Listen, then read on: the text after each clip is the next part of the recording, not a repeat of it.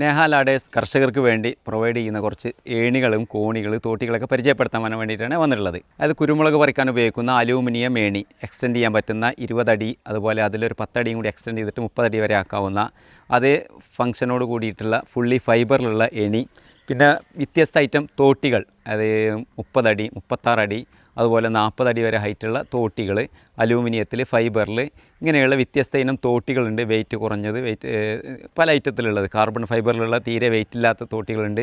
പല ഐറ്റങ്ങളുണ്ട്. മരക്കമ്പ് മുറിച്ച് മാറ്റുന്നത്, അത് വാള് ഫിക്സ് ചെയ്യുന്നത്, അതുപോലെ വല ഫിക്സ് ചെയ്യുന്നത്, കത്തി ഫിക്സ് ചെയ്യുന്നത്.